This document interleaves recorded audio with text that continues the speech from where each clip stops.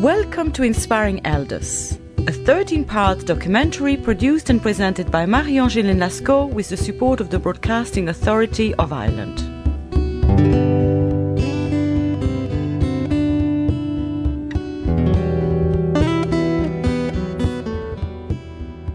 What happens physiologically and psychologically as we grow older?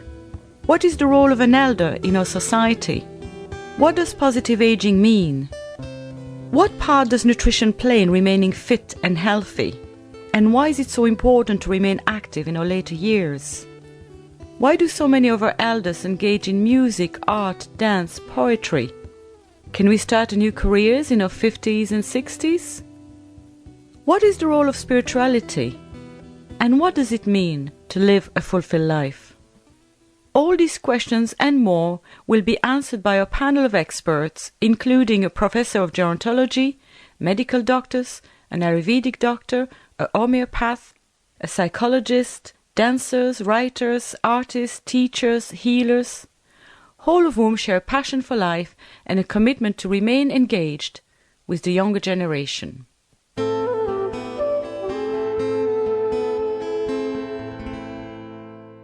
In this program, we will be talking about positive aging with Sue Russell, Media Coordinator for Age and Opportunity, and Eamon Timmins, Age Action Representative. The program will close with a guided meditation.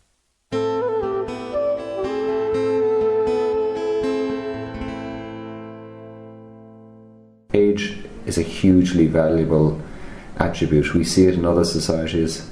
We see it in more ancient societies, we see it in African culture still, we see it, certainly the people we talk to as we become a more multicultural society, talk to people from Asian societies, and the respect and the reverence they show to older people is quite remarkable. It's remarkable in that it's so different to the attitude which currently we see here in Ireland, and I think we've lost a lot in the boom years.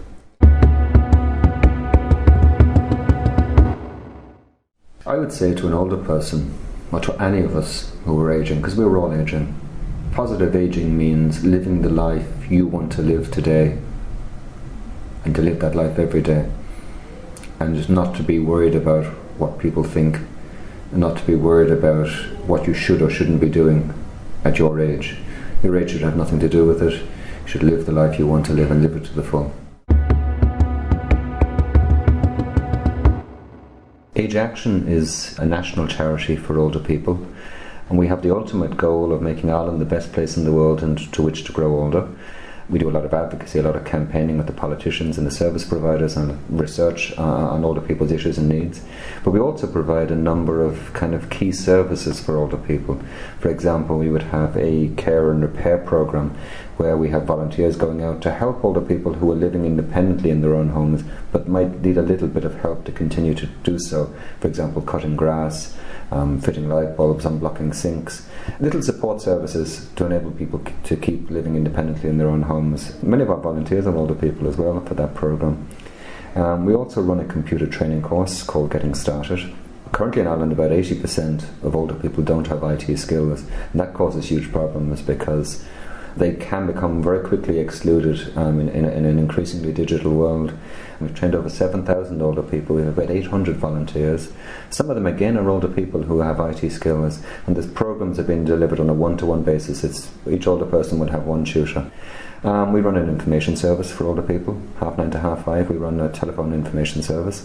We have lifelong learning groups. We've started an intergenerational project to try and bring young and old together and to try and break down the myths and the stereotypes they have about each other to create a more inclusive society. So in the various ways we're trying to address some of the blockages, some of the problems which are preventing older people from playing a full part in modern society.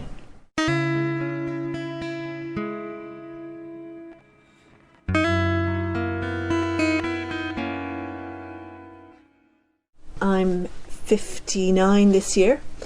I'm proud of it, delighted to be planning my 60th next year. I work with Age and Opportunity. It's a national organisation which encourages participation of older people in all kinds of aspects and levels of society. And we do that in a number of different ways. We work in the arts, through the Bealtaine Festival, which is the national festival celebrating creativity in older age. We do it through physical activity. We run a programme called Go for Life. Then we also work in education, raising awareness around older people's issues. A project that I'm managing is called Ageing with Confidence. And Ageing with Confidence is an 8-week programme that we deliver directly to older people. And I suppose the name gives you a little bit of a clue, because it's around developing self-confidence and self-esteem in older people. Because very often, as you age, you can take on the messages that society gives you about how terrible it is to be old. How you get these messages from birthday cards, from the media, from perhaps even from friends unintentionally. And very often you can arrive at 60 or 70 or 80 and feel like, not good about yourself, that it's not a positive place to be. So we take people through an 8-week course, starting with their physical health, looking at how things change in your body and what you might be able to do about that. We go through people's psychology, their emotions. People have often experienced grief and bereavement. People can sometimes be isolated. People can be lonely. We look at sexuality and relationships. We look at spirituality. We look at the whole thing. And usually at the end of that, people are feeling much better about themselves and then better able to go out and engage with other people if they want to.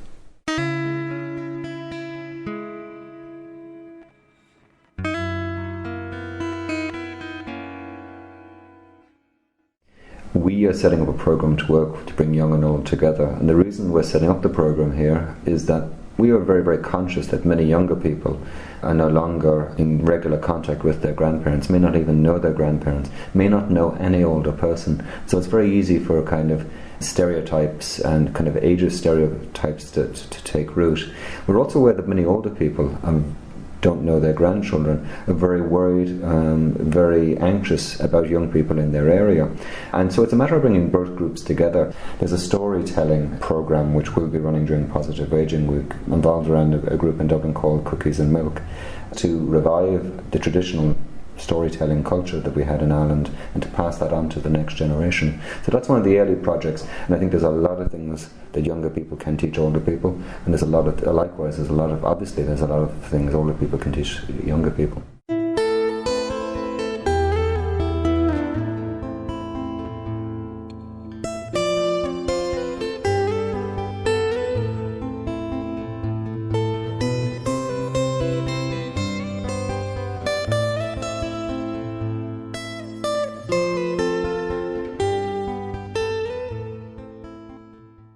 If you go into any bookshop and you look at the bookshelves, and there's lots and lots of books about the first year of your life, the first 5 years of your life. There's books about being a teenager, there's books about middle age, but there's very little to help people to age, about that last part of their life, about being older. It's almost like we forget it's going to happen. We're ignoring it. It's not going to happen to me. I'm not going to get old. Yes, you are. And it can be a huge part of your life, because if you say, maybe from 55 upwards, you can live now to 95. That's 40 years of your life.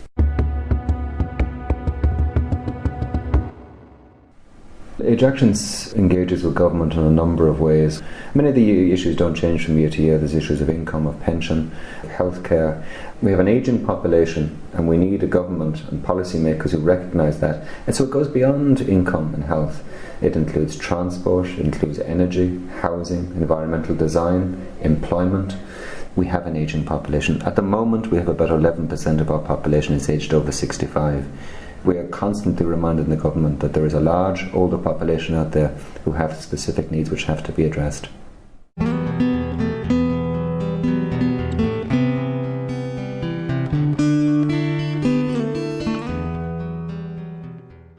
Finance, income and healthcare are the two big issues for older people. Having enough money to stay alive and to live an adequate lifestyle, and having the health supports to enable them to do that.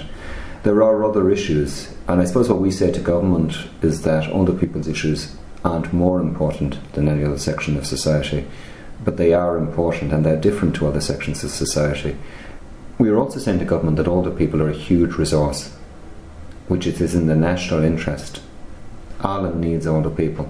It needs their knowledge, it needs their experience, it needs their civic spiritness, their willingness to give and to contribute and to keep our society together, to run our clubs, our communities, our societies. It needs that desperately. And the government, for its part, needs to support older people to enable them to continue to do that. We need to keep people living in their own communities, in their own homes. That means we need more community services, more Meals on Wheels, daycare centres, home helps for people who struggle.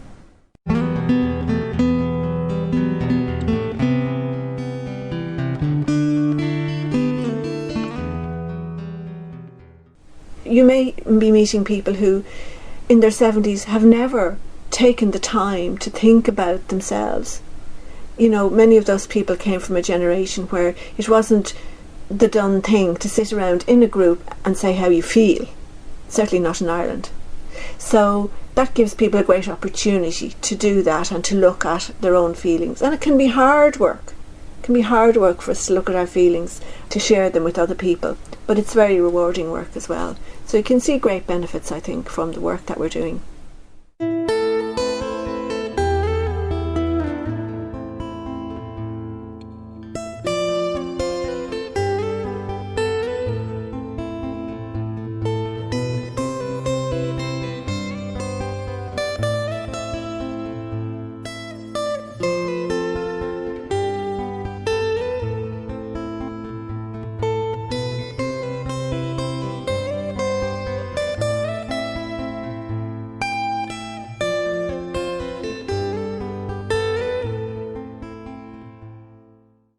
We started Positive Aging Week in 2003, and it's now become a national event with organisations from all walks of life celebrating it.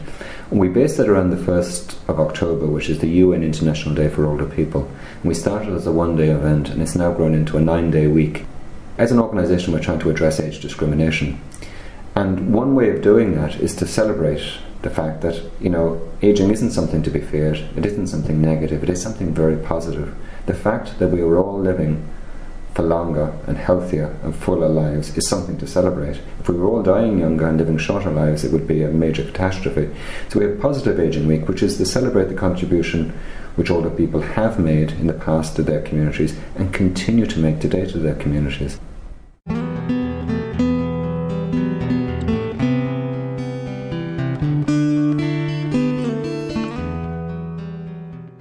The Bealtaine Festival it's on the go now for about 15 years, and it's a festival celebrating creativity as we age. It happens in every county in Ireland, and Age and Opportunity, we coordinate it. So we work with arts centres, we work with libraries, we work with active retirement groups all over the country. So to give you an idea of the kinds of activities, we're working with choirs and active retirement groups in 14 or 15 different counties, and at dawn on the last day of May people will come together by a waterfront and sing. I've been to a few of them, they're amazing.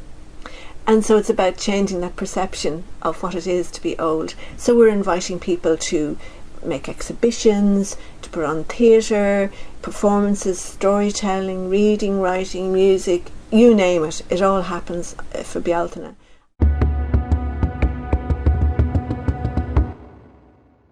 If you say to people physical activity, they think, oh, I must be doing high jumps or long jumps or something very... But no, we're talking about just people increasing the level of activity. And we're also talking about increasing your level of activity with other people. So it's the social contact. So people tell us, oh, I've started walking, I've started getting out and meeting my neighbours, or I'm walking with a friend, or I've joined a group to do bowling or swimming. And from the social interaction as well, people benefit. It's the same with the arts and our work in the arts through the Bealtaine Festival. I mean, last year we had 110,000 people all over the country involved in creative activities. Now that's a very big number, and the feedback we get is that people feel more connected. It's very hard to be connected if you're isolated and alone and not seeing anybody, but if you're meeting up or even having conversations with friends or family or neighbours, you feel better in yourself.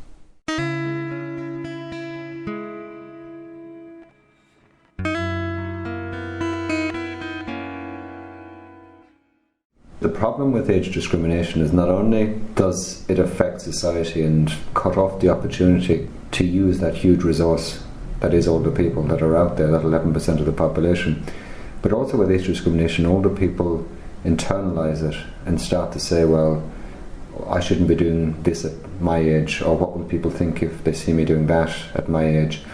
And what it actually does is it stops older people living the full lives that they want to live. So we're very conscious about the need constantly to challenge ageist policies, but also to try and highlight the contribution which older people have made and continue to make in Irish society, and very often that's forgotten. I mean, more than a quarter of older people do voluntary work at least once or twice a month. Over half provide care to their grandchildren. Over a third provide practical help, household help, whether it's shopping or household chores, to their children. So older people are very, very active. They're a very important part of society. But very often their contribution, because it's not economic, is disregarded and undervalued. So we're trying to highlight those things, and we're trying to also challenge older people to live the lives they want to live, and to support them and help them and change policies to enable people to live the lives they want to live until the very end.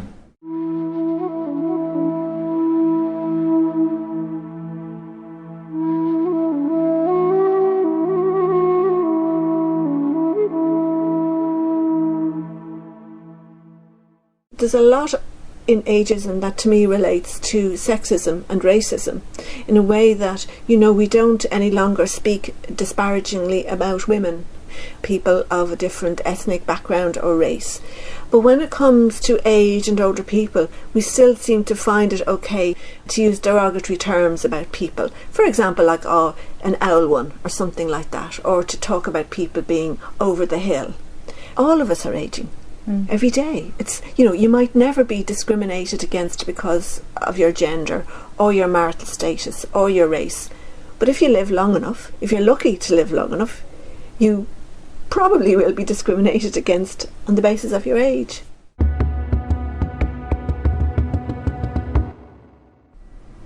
We've started an intergenerational project, and again that's trying to tackle age discrimination. To some degree, we spend a lot of time working with the Equality Authority and with other arms of officialdom trying to address age discrimination, trying to prosecute it where it's occurring, trying to ban it. But really, if we're going to stop the tide of age discrimination, you need to work with the next generation. We are aware, because of the changing nature of Irish society, that many younger people don't know their grandparents, may not know any other older person in a deep or a meaningful way.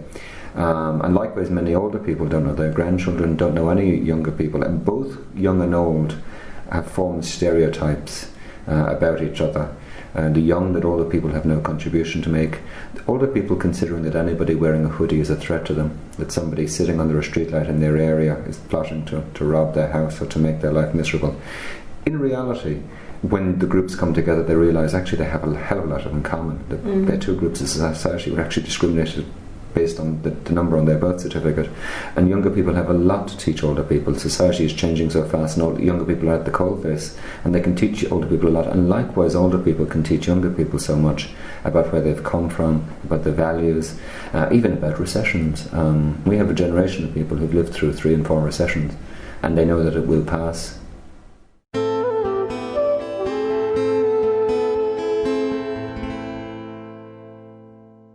When you talk to older workers, as they head towards the end of their working lives, they don't necessarily want to work 5 days a week in a high pressure environment, but they don't necessarily want to retire fully either.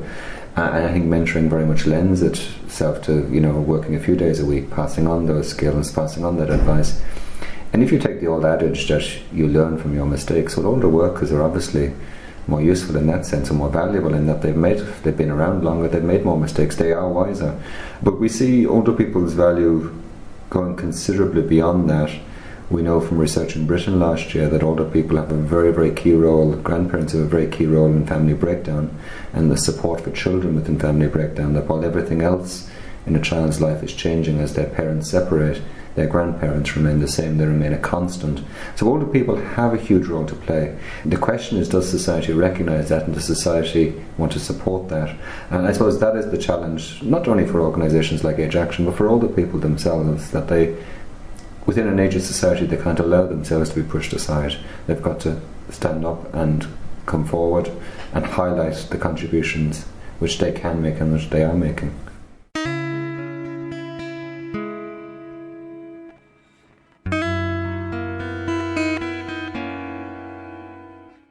age is just a number. And certainly there may be older people who are not well. And certainly there may be older people who are arthritic. There may be people who are arthritic who have a lot to offer still. You know, you cannot generalise. There were equally people in their 20s who were not well, people in their 30s who were not well.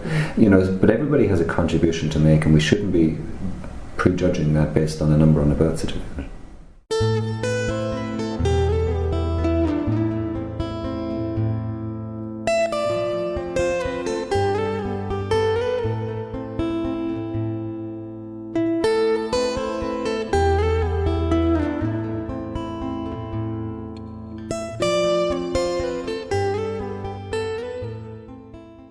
So older people have a huge role to play. The question is, does society recognise that, and does society want to support that?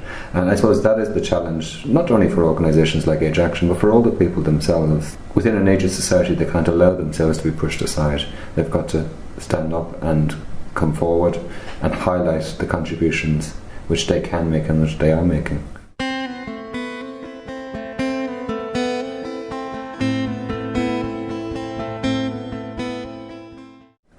Ireland needs older people. It needs their knowledge, it needs their experience, it needs their civic spiritness, their willingness to give and to contribute and to keep our society together, to run our clubs, our communities, our societies. It needs that desperately. And the government, for its part, needs to support older people to enable them to continue to do that.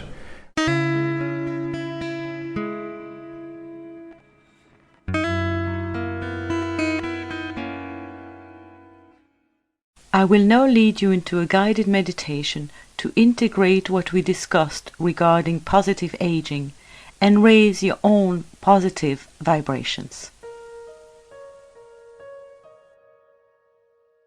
Sit comfortably with your spine vertical, your shoulders soft, your hands resting on your laps, your crown lifted towards the ceiling, eyes closed.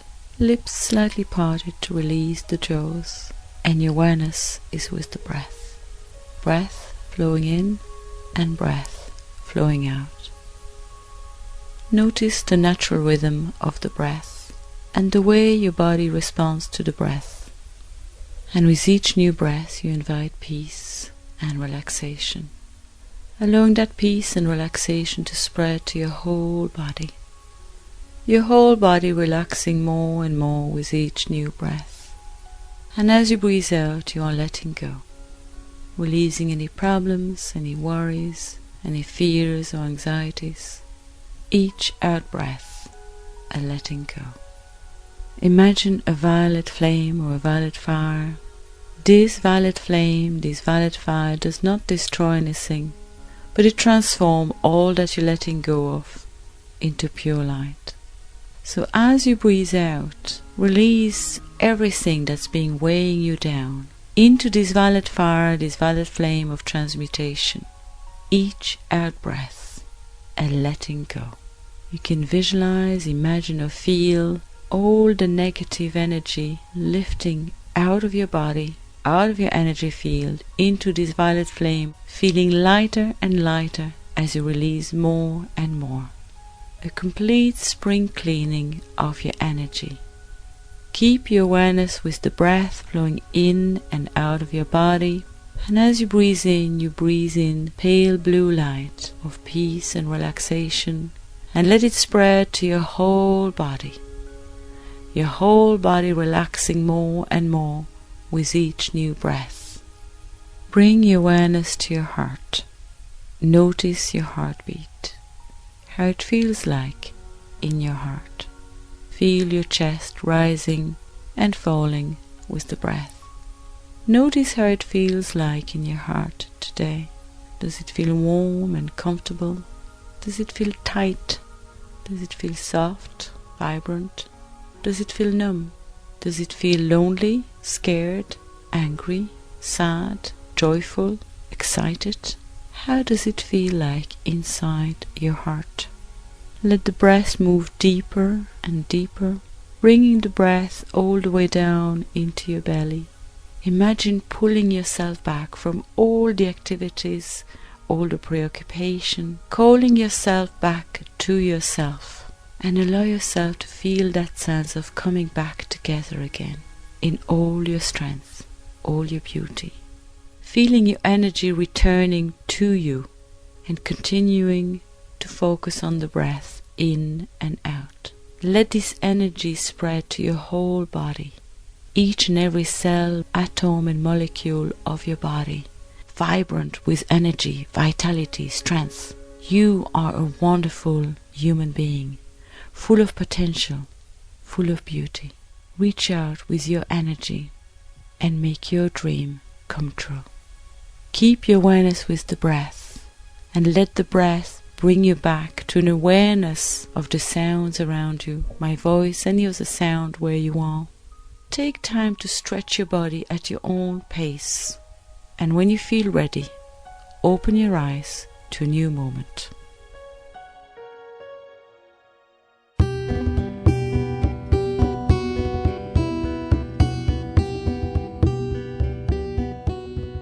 You were listening to Inspiring Elders, a 13-part documentary produced and presented by Marie-Angèle Lascaux with the support of the Broadcasting Authority of Ireland.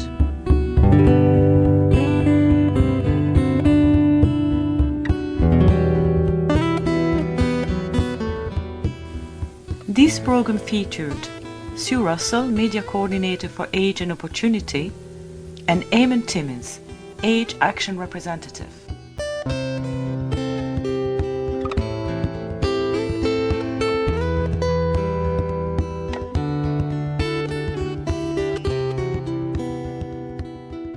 The music on this program is from Seamus Brown, and you can find out more about his music on www.brotherseamus.ie.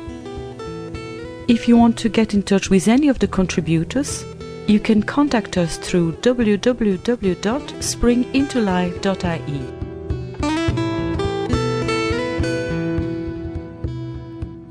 Tune in again next week to find out some of the key roles our elders play in our community.